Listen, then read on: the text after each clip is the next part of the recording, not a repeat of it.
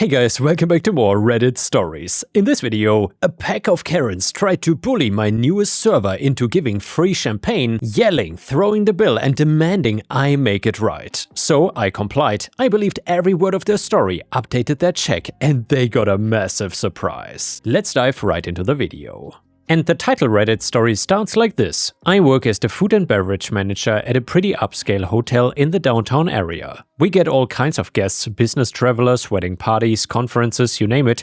Most people are decent, but every now and then you get a group that makes you question humanity. This particular weekend, we were hosting some big corporate conference from a pharmaceutical company. The hotel was packed, our restaurant was booked solid, and everyone was stressed but handling it well. I had been in the industry for about 8 years at this point and worked my way up from server to manager, so I thought I had seen it all. But boy was I wrong. It was Saturday evening around 7 when this group of 4 women rolled into our bar area. They were clearly part of the conference crowd, had those little name tags and were dressed in that business casual trying too hard to be fun way. They grabbed a table right in the middle of the dining room and immediately started making noise. Not the good kind of noise either, the entitled "look at me" kind that makes other guests uncomfortable. Our server that night was this sweet kid named Larissa. She had only been working with us for about 3 months, still learning the ropes, but eager to please. She approached their table with her usual friendly smile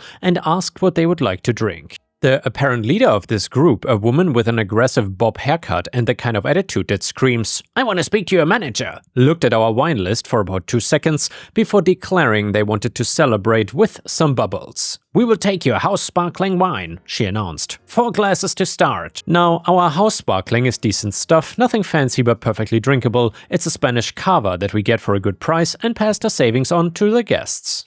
$8 a glass, 40 for a bottle. Larissa took their order and headed to the bar. I was doing my usual rounds, checking on tables, when I noticed this group was already getting pretty loud after just 1 round. They had switched from glasses to bottles pretty quickly. Larissa had brought them their first bottle about 20 minutes after they sat down, and the leader was telling some story about her divorce settlement while the others cackled like hyenas. Over the next 2 hours, I watched this group put away bottle after bottle of our house sparkling. Larissa kept running back and forth, bringing them food, clearing plates, and refreshing their champagne.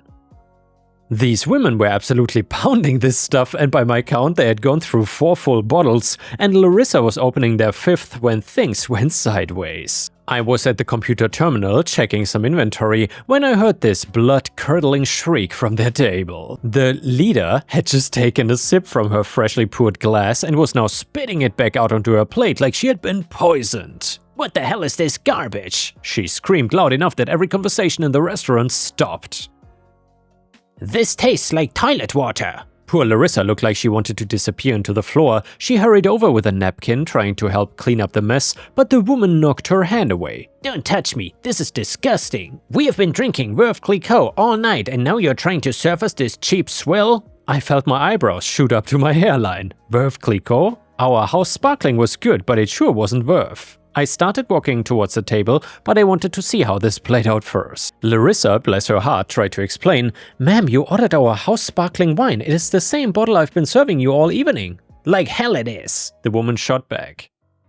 "We've been drinking Veuve Clicquot for the past 2 hours. $25 a glass, the good stuff, and now you're trying to substitute some bargain basement garbage and charge us premium prices?" Her 3 friends were nodding along like trained seals, backing up every word. One of them chimed in about how they knew good champagne, and this was clearly not what they'd been drinking. Larissa looked confused and hurt. She pulled out their check and tried to show them their order. "Ma'am, if you look here, you can see that you ordered," and that is when things got ugly. The leader snatched the check from Larissa's hand and threw it back at her, along with a wetted up napkin for good measure. "I don't care what your little computer says. We know what we've been drinking. This is clearly a scam to overcharge customers. I want to speak to your manager right now, and I want a free bottle of real Veuve Clicquot to make up for this disaster." The other guests were starting to stare and whisper. A couple at the next table looked genuinely concerned for Larissa, who was now fighting back tears. This was my cue to step in, so I walked over with my most professional smile plastered on and said, "Good evening, ladies. I'm the food and beverage manager. I understand there's been some confusion about your wine order." The leader immediately turned her fury on me. Confusion? This is not confusion, this is fraud. Your server has been bringing us Verve Clicquot all night. We specifically ordered the Verve, and now she's trying to pass off this cheap knockoff as the same thing. We're not stupid. I nodded seriously, like I was taking this very seriously. I see. And you're absolutely certain you've been drinking Verve Clicquot this evening? Of course we are certain. Do you think we don't know the difference between a $25 glass of champagne and whatever this swill is? Her friends were nodding frantically. One of them added, "We drink Verve all the time. This is definitely not the same wine we've had for the past 2 hours." I looked at Larissa, who was still holding that check, and then back at the table. Ladies? I'm so incredibly sorry about this mix-up. If you say you've been drinking Verve Clicquot all evening, then clearly there's been an error in our system. Let me fix this immediately. The leader sat back with a smug look.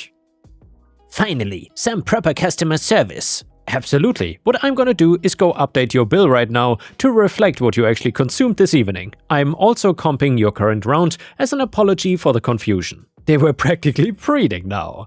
The leader looked at her friends with a "see how it's done" expression while I excused myself to head back to the computer. Now, here's where the malicious compliance actually comes in. See, these women had just insisted loudly and repeatedly that they'd been drinking Verve Clicquot all night. They were absolutely certain of it, and they had made a huge scene about it, so I was gonna give them exactly what they asked for. I pulled up their check on the system.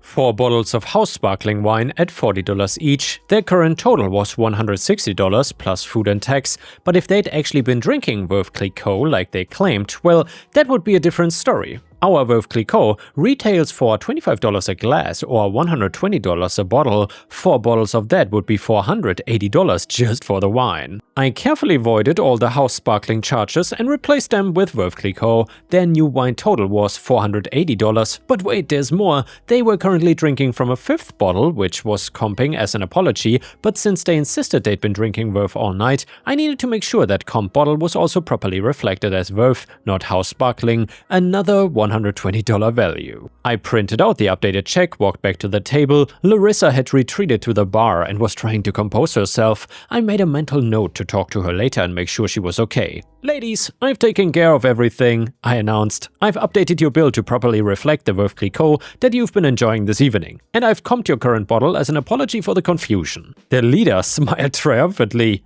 "Thank you. That is how proper customer service should work." Of course. Now, rather than bringing you a check to the table, I would like to charge this directly to your room as our way of making this right. Could I get your room number? They exchanged glances, clearly pleased with how they had handled the situation. "Room 847, the leader said proudly. "Perfect, everything's taken care of. Please enjoy the rest of your evening, and again, my sincerest apologies for the mix-up." I walked away, leaving them to their victory. They ordered another bottle of our house sparkling, naturally, and continued their celebration for another hour or so. When they finally left, they were stumbling and laughing, clearly pleased with themselves for putting the hotel staff in their place. Larissa found me in the office later that night. She was still pretty shaken up from the whole experience. "I'm so sorry," she said. "I know I brought them the right wine, but maybe I mixed something up." "Larissa, you didn't do anything wrong," I assured her. "You brought them exactly what they ordered every single time. Some people just like to cause trouble." "But what if they complain to corporate? What if I get fired?" "You're not getting fired, trust me. This is gonna work out just fine." The next morning was Sunday, checkout day. And by the way guys, if you enjoy this mix of r/a-hole tags and r/malicious-compliance, please don't forget to like the video and post a comment because that would help me tremendously. And now let's see how these Karens check out of the hotel. I always like to be around the front desk on busy checkout mornings, just in case any issues come up. Our front desk manager was handling the usual flow of business travelers and conference attendees when I noticed a familiar group stomping across the lobby. It was our 4 wine experts from the night before, and they didn't look happy. The leader was clutching a piece of paper in her hand and marching towards the front desk like she was leading a charge into battle. Her 3 friends flanked her, all wearing the same indignant expression. They cut in line in front of a poor businessman who was just trying to check out and slammed the paper down on the counter. "What the hell is this?" the leader shrieked loud enough to wake guests on the 3rd floor. "You charged us $600 for wine last night." Our front desk manager looked confused. "Ma'am, I would be happy to help you review your charges. Can I see your room number?" 847. "And I want to know why we are being charged $600 for 4 bottles of wine." I stepped forward. "I can explain that. Good morning, ladies. I trust you slept well?" The leader whirled around to face me. "You, this is your fault. We ordered you a cheap house wine and you charged us for champagne." "Well, actually," I said calmly, "if you recall our conversation last night, you were very insistent that you'd been drinking Veuve Clicquot all evening. And you made it quite clear that you knew the difference between house sparkling and premium champagne. I simply updated your bill to reflect the premium experience you insisted you had." Her face was turning an interesting shade of purple. "We ordered house wine." "But you told me you were drinking Veuve Clicquot. You said so repeatedly. You said you were not stupid, that you knew good champagne, and that you'd been drinking $25 glasses all night. I believed you." One of her friends tried to jump in. "We made a mistake. We just wanted the cheap stuff." "I'm confused," I replied. "Last night you were absolutely certain about what you'd been drinking, and you made quite a scene about it. You said our server was trying to scam you by bringing you cheap wine when you'd been drinking the premium stuff. You seemed very knowledgeable about wine quality." The leader was sputtering now. "This is ridiculous. Change it back." "I cannot do that. You see, when you insisted you'd been drinking Veuve Clicquot, I had to report that to my regional manager as a potential inventory discrepancy. He's already reviewed the case and approved the charges. You consumed 4 bottles of premium champagne and clearly enjoyed them since you didn't complain until the 5th bottle." "We want to speak to your manager. This is theft." "I am the food and beverage manager." And regarding theft, making false claims about what products you consumed in order to get free merchandise could potentially be considered fraud. The color drained from her face. The other 3 were starting to back away slightly, probably realizing they'd gotten themselves into something deeper than they had intended. "You cannot do this. I'm calling corporate. I'm calling the police. This is illegal." "You're certainly welcome to call corporate. I'm sure they'll be interested to hear how you insisted you'd been drinking premium champagne and then claimed it was a mistake when the bill arrived. As for the police, we actually have security cameras in the dining room. Would you like me to pull up the footage of your scene last night?" That stopped her cold. She looked around the lobby and suddenly aware that every other guest was staring at their group. The businessman whose place they had cut in line was shaking his head in disgust. "This is not over," she hissed, but I could tell the fight was going out of her. "The bill is correct as charged. You have 2 options, pay it or dispute it with your credit card company and explain to them why you think you shouldn't pay for premium champagne that you insisted you had consumed." They huddled together for a whispered conference. I couldn't hear everything they said, but I caught phrases like, "just pay it," and "not worth it," from the more sensible members of the Karen group. Finally, the leader turned back to the front desk. "Fine, but we are never staying at this hotel again and we are leaving terrible reviews everywhere." "That's certainly your right," I said. "Have a wonderful day." They checked out, paid their bill, and stalked out of the lobby, still muttering about lawyers and corporate complaints. The businessman they'd cut in front of gave me a little nod of approval as he stepped up to the counter. About an hour later, I was in my office when Larissa knocked on the door. "Hey, I heard what happened at checkout this morning," she said. "Did they really have to pay for all that expensive champagne?" "They sure did. Turns out when you insist you've been drinking premium products all night, you might end up paying premium prices." "But they knew they ordered the house wine, right? They were just trying to get free stuff?" "Larissa, in this business you meet all kinds of people. Some are wonderful and some think they can bully young servers into giving them whatever they want. The important thing is that you did your job perfectly. You brought them exactly what they ordered, and you were polite and professional, and you didn't deserve to be treated that way." She smiled for the first time since the whole thing started. "So they really had to pay $600? $648.36 to be exact. Plus tax. A whole tax." The story gets even better though. About a week later I got a call from our corporate office. Apparently the leader of our wine-loving group had filed a complaint claiming we had overcharged them and demanding a refund. I sent corporate the security footage from that night along with a detailed timeline of events and copies of all the bills. I also included a note explaining that the guests had repeatedly and loudly insisted they'd been consuming premium champagne and that changing their bill to reflect cheaper wine after the fact would essentially be calling them liars. Corporate reviewed everything and not only backed our decision, but actually commended our handling of the situation. Turns out they'd been dealing with an uptick in similar scams at other properties and were happy to see a manager who didn't just roll over the first time someone made a scene. Larissa turned into one of our best servers after that incident, and I think dealing with that situation and seeing that management would back her up when she was in the right gave her a lot more confidence. She is still with us and she has never had another problem with difficult guests. As for me, I learned an important lesson about malicious compliance. Sometimes the best way to deal with people who think they're smarter than you is to give them exactly what they ask for. These women were so convinced they could intimidate a young server and get free expensive wine that they painted themselves into a corner. The funniest part is that they could have just said, "You know what, we made a mistake, we are sorry for the confusion." But their egos wouldn't let them back down. They had to be right, they had to be the customers who knew better than the staff, and they had to get something for free out of the deal. Instead, they ended up paying about $400 more than their actual bill would have been, all because they couldn't resist the urge to try to scam the hotel. And yeah guys, if you enjoyed these a-hole tax / malicious compliance stories, please don't forget to subscribe to the channel to not miss my daily uploads. The next one is another malicious compliance story that is titled, "You Say Your Kids Are 13?" Okay. And by the way guys, this story is absolutely amazing. So this happened about 10 years ago when I worked at the box office of a movie theater. Before automated machines were the norm, adult tickets 14+ were $12, kids 3 to 13 were $9.50, and kids under 3 were free. I had a woman come to my till with 2 kids. Now, these kids look to be about 15, though it can be hard to tell sometimes, as many kids don't carry any kind of ID. The rule of thumb was to sell either a kid's ticket or adult ticket based on how old the adult told us the kids were. Many people would abuse this and say the kids were 13 in order to save a few bucks. Typically, I didn't care, as I understood the prices were pretty high, and this was a big chain, so a few older kids getting cheaper tickets was not a big deal. What was different this time though, is that the woman was very rude throughout the whole interaction or transaction. We got a series of questions we have to ask throughout the transaction, loyalty program, etc., and we would randomly get scored by mystery shoppers to ensure we were following the script. This woman was annoyed and short with me throughout the whole transaction when I was being friendly, just trying to do my job. When we got to the part about what kind of tickets she needed, it went something like this. Me, how old are the kids? Her, why? Me, so I know whether they need kids tickets or adult tickets. Her, what's the difference? Me, adult tickets are for 14+ and are $12. Kids ticket are for 3 to 13 and are $9.50. Her, oh, they're 13. Me, okay, and which movie would you like to go see today? Her, whatever film it was, I cannot remember anymore.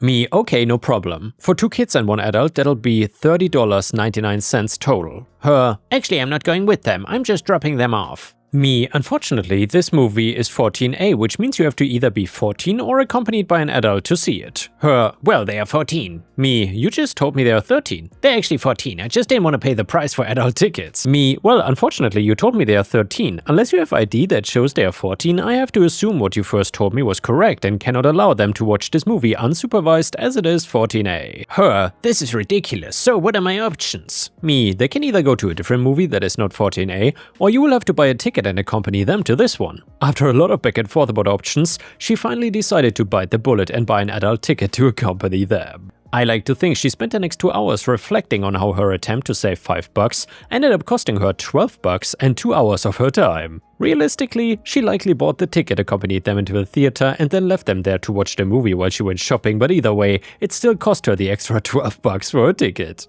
The next one is titled, "My wife left me after she got in shape and now wants to get back together." I, 32 male, was married to my wife, 33 female, for 4 years, and we had a great marriage so far. I was madly in love with my wife. She fell into depression mainly due to her job in 2022. I tried to support her in every way and suggested her going to the gym or doing any kinds of sports to de-stress. I had my own depression episode before we got married, and what saved me was going to the gym. She agreed to that and we started going there together. I couldn't go as frequent as in the past since my workload got heavier after my promotion, however I tried my best to be there with her. She used to be a bit chubby, which I loved, and after seeing some changes with her body, she started to go there regularly. It also helped her with depression and she got better. I was really happy to see her get better and livelier. She looked more confident, got more aggressive in bed, and so on. However, after a while, that confidence level started to affect our relationship for the worse. She started going to the parties and going outside to a point that she completely stopped doing her share in the house. That proceeded with me seeing her getting flirty with a guy at a meetup we went to. I communicated my feelings to her and she dismissed these. After several of these, I had her sit down with me and told her that she is riding high on her newly found confidence and emotions right now. I clearly stated she should not make decisions or actions according to that confidence right now. I know it well, it was one of my worst traits. I used to be extremely emotionally driven in the past.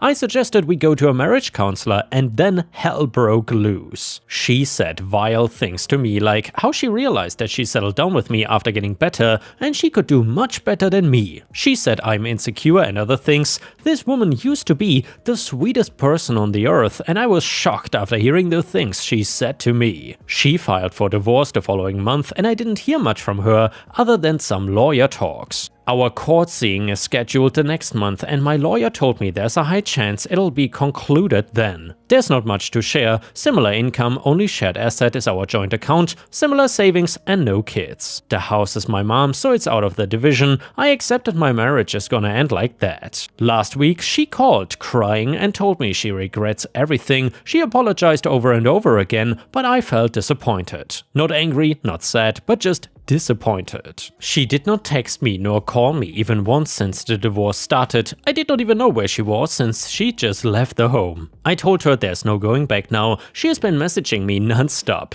My family supports my decision and tells me I shouldn't back down. My in-laws were shocked when they heard about the divorce. They are now telling me to rethink everything. I will 99% sure not back down, but as I said, just looking for validation and maybe wanted to vent. Thank you for reading. And yeah, ripe stars, I gotta say, that sounds like a horrible situation and I feel so bad for OP because to be honest, at first this sounded great. Both of them going to the gym, trying to get more healthy, and then things basically took a 180-degree turn. What would you do if you were in this situation? Let me know in the comments. Now we read some of the relevant comments and here OP responded in regards to if there was a real reason why his wife left him after getting healthy. OP then said, I did not even understand why she left me after getting in shape. I'm in shape too, it's not like I was overweight. It has been a while since going to the gym before we started together, but I was not in bad shape. I could probably get back to my shredded years with 1 year of regular workout. Then another person asked, how long were you separated? Did she tell you why she made the mistake? OP responded, about 5 months. She didn't specify it. I'm not sure what happened that made her call me crying. OP then, in regards to if his wife was having confidence with her weight or not, he responded,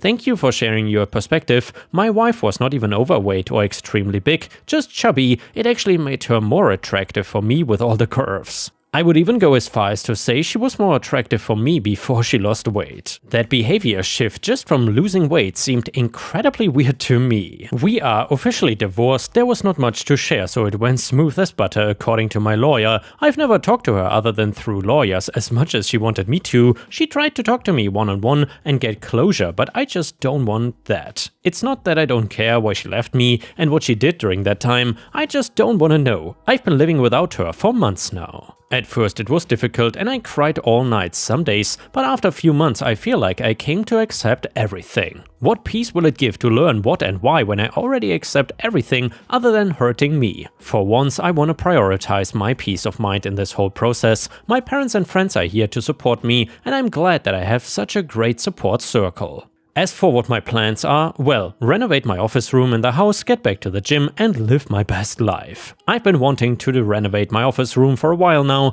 and that's what I'll start with. I also started hitting the gym at the exact same time. I believe my body is good, but I have some extra fat. Dieting proved itself difficult because I'm a tiramisu addict. For the dating part, I uploaded a few apps and tried out how I am doing. I got a decent number of matches, but I realized I don't feel like doing it right now. I'll just focus on my own hobbies, well-being, and wants for now. Thank you for all the support and help in the last post. And some people in the comments said, I'm really sorry you had to go through this awful experience. I agree with you that closure is just for her, as you shed all the tears and pain you needed to. All the best for you, keep looking after yourself, and I'm proud of how you have handled yourself during this difficult time. From a cyber friend. OP then responded, I think I gave myself my own closure, and the conclusion is having my best life and moving on. That's the best thing I can do, thanks for the good wishes. Then someone else said, when the person who chooses to leave wants closure, just shut the door and keep it shut. They only want to make themselves feel better about their decision, no matter how bad it screwed you over. Bigger and better things to look forward to, OP,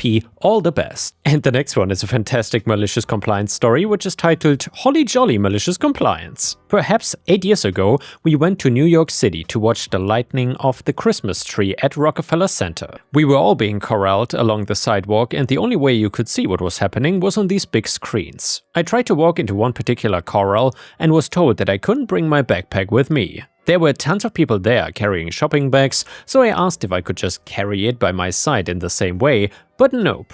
So, cue the malicious compliance idea, there was a store right next to the corral that sounds like Santana Republic, so I popped in and found a nice but generic sweater I knew I would be able to use someday. I asked for the biggest bag possible for what was a relatively small piece of clothing. Once outside, I slipped the sweater into my backpack and my backpack into the shopping bag and moseyed on into the corral. The view sucked, but the look on the corral's monitor's face was golden. And yeah guys, thank you for watching, I will see you again tomorrow.